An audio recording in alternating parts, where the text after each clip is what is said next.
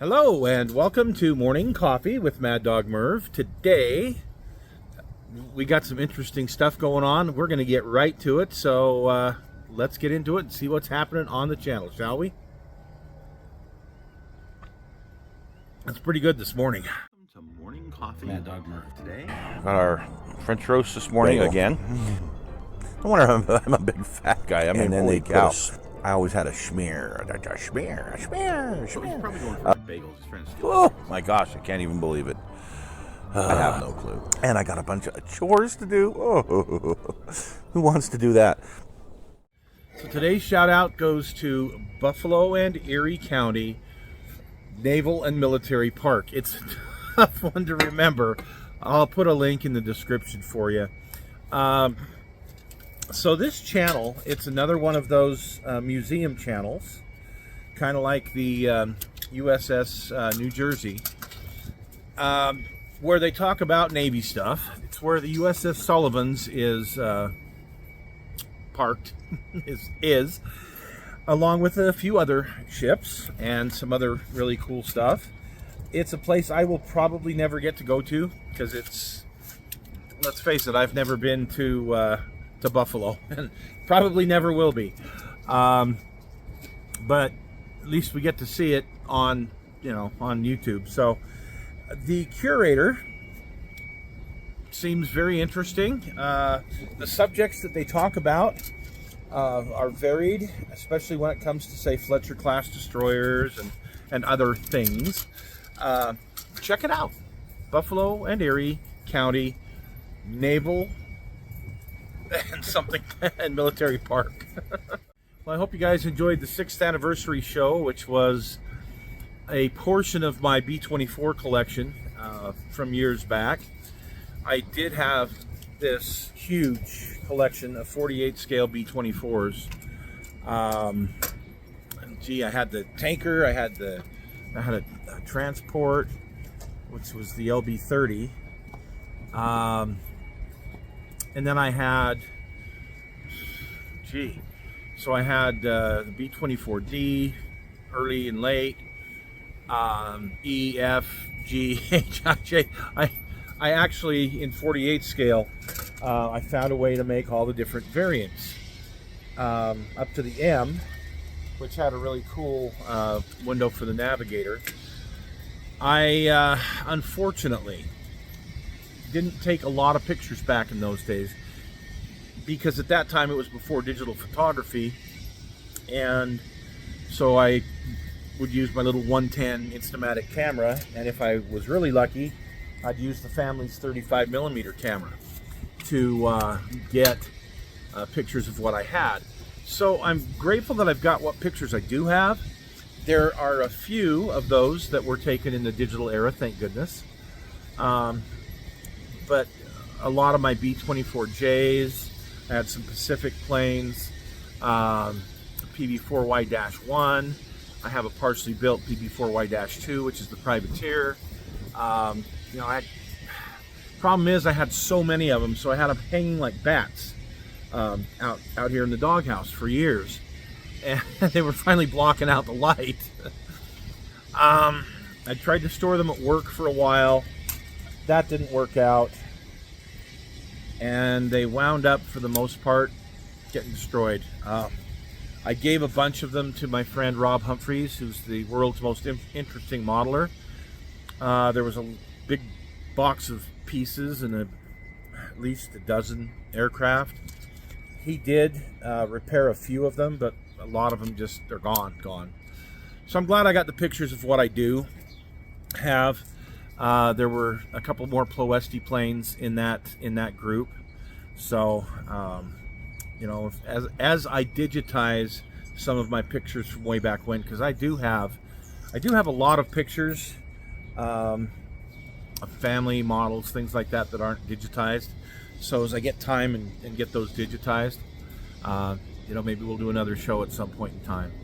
The USS Sullivan's kit. Thank you, from Trumpeter. That came about because of my studies of Taffy 3. By the way, I'm throwing the ball to the knucklehead dog. healers. That's all they want to do is play ball. Anyway, this came about with my studies of Taffy 3 and some of the heroic actions taken by some of the ships and crews in that particular battle off Samar, the Philippines. Really intrigued me, and so I wanted to get and make, you know, the Johnston. So instead of spending a lot of money and converting the Tamiya kit, which is a better kit of the Fletcher, it's a round bridge Fletcher, so I would have had to get Model Monkey, square bridge, and all this other stuff. And I mean, I would have spent over $200 on this kit, and I wasn't going to go there. Not with all the other stuff I got going on. So instead, I got the Trumpeter kit, and you know, I've said before, with Trumpeter, it's a hit and miss. This was a miss. This came out in the the mid 2000s, and the quality is definitely early Trumpeter, which is crap. I'll just say it. Compared to all of the other kits they and others have put out, doesn't fit great. Just a bunch of engineering faux pas, and then some of the armament is just so oversized and it just looks toyish. It's horrible, actually, but some of it's good. So here's what we're going to do on the show tomorrow. I'm going to go through with you my weekend build of the Sullivans, not as the Sullivans, but as the Johnston. I've been doing so much with all this photo etch lately. Hang on just a sec here. I've been doing so much with the photo etch lately that I just kind of burned out from it. On these ships, it's important, especially radars, catapults, ladders, cranes, things like that.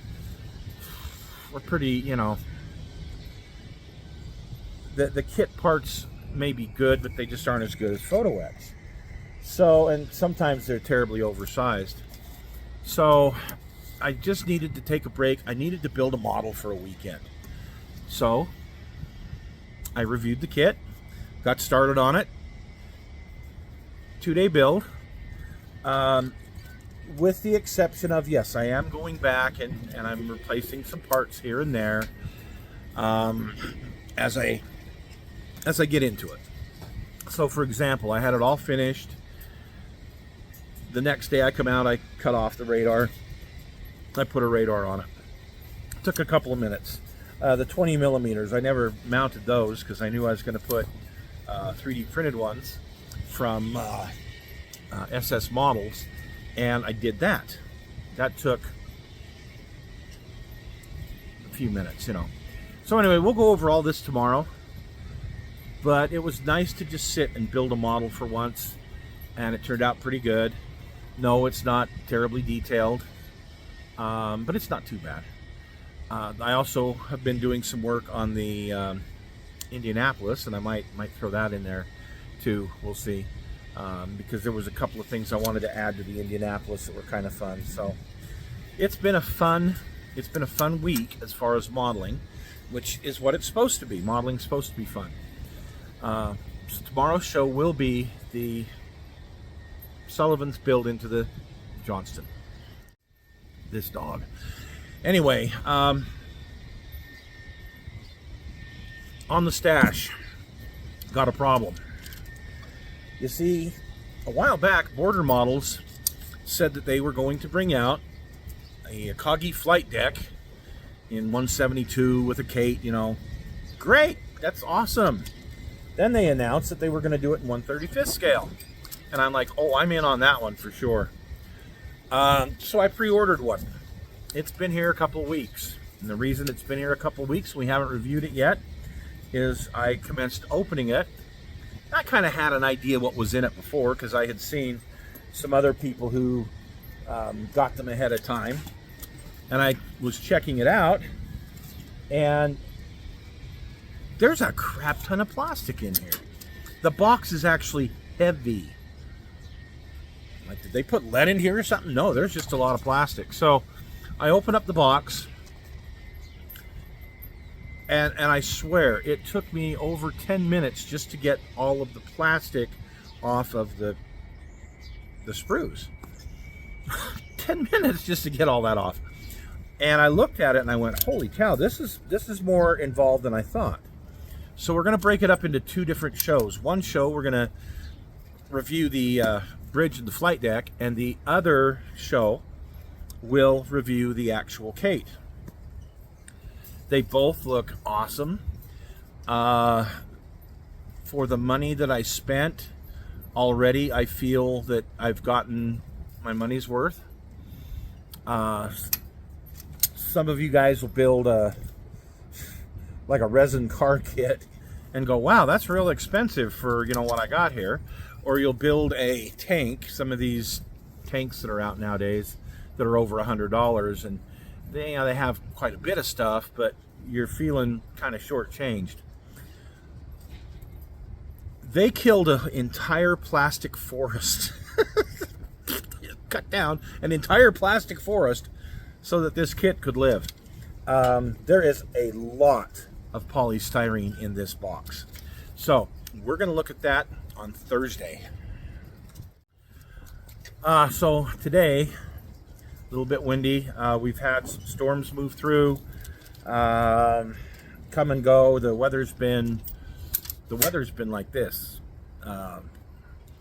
61 day, 34 the next. Snow one day, you know, drying out and windy the next. It's just typical Utah spring, which, you know, as long as I got some 60-degree days in there, I'm good. So spring is definitely coming. There's a lot of stuff that I need to start doing out here, so I won't have as much time to model, darn it. But hey, the one thing that I always have to do every morning is throw the ball to the dog. She is so energetic. She's so much fun. As soon as I go to the door to come outside here, she runs to the door. She beats me through the screen door because she knows. And she goes and she grabs her favorite ball. Where we come to the doghouse here, and there's always a ball in there, and she'll grab that, drop it at my feet, and it's on. It's on, and we'll play for a good hour. And she doesn't get worn out. She is a real dynamo. She's a fun dog, though. I'm gonna let you folks get on your way. Enjoy this wonderful, wonderful day and this first week of March. Yay! Glad that we're finally to March, and let's hope that spring is just around the corner. Daylight savings time is just around the corner. I think that's next weekend, actually. So, yay for me. All right, folks, have a great week. We will see you tomorrow with a destroyer.